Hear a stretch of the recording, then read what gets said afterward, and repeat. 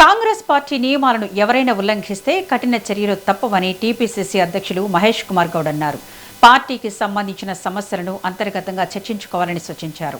ఇందుకోసం పార్టీలో వివిధ కమిటీలు ఉన్నాయని, అవసరమైతే ఢిల్లీ వెళ్లి ఏఐసీసీ ప్రధాన కార్యదర్శి కేసీ వేణుగోపాల్కు సమస్యలను వివరించవచ్చన్నారు. పార్టీ లైన్ దాటి బహిరంగ విమర్శలు చేయొద్దంటూ హితవు పలికారు. ఏఐసీసీ క్రమశిక్షణ కమిటీ పరిశీలన అనంతరం మంత్రి కొండా సురేఖపై చర్యలు ఉంటాయని తెలిపారు. కాంగ్రెస్ నియంతృత్వ పార్టీ కాదని, మాట్లాడేందుకు పార్టీలో ప్రజాస్వామ్య స్వేచ్ఛ ఉందని, అయితే ఇష్టానుసారం మాట్లాడితే చర్యలు తప్పవని స్పష్టం చేశారు.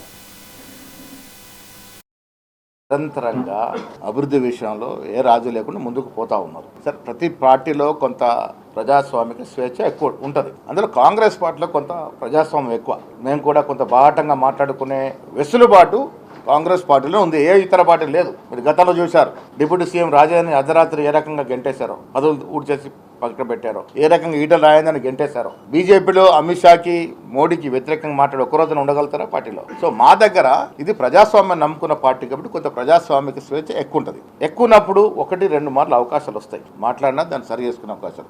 అద్దులు దాటినాక ఎవరిని కూడా స్పేర్ చేసేది ఉండదు, అది ఎంత పెద్దవాడైనా. ఇది కాంగ్రెస్ పార్టీ విధానం. పెద్ద పెద్ద నాయకులు మేము ఏఎస్లో పోగొట్టుకున్నాం. క్రమశిక్షణ ఉల్లంఘించిన వారు ఎంతటి పెద్దవారని ఉపేక్షించదు ఉండదు.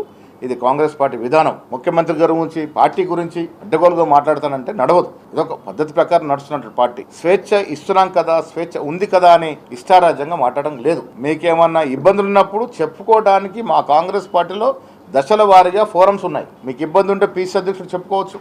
ఇంకా సాటిస్ఫాక్షన్ కాకుంటే ఇన్ఛార్జ్ ఏఐసీసీ మీనాక్షి నటరాజన్ గారు బహాటంగా బయటకు వచ్చి మాట్లాడతామంటే ఆ మాటలను తీరుతే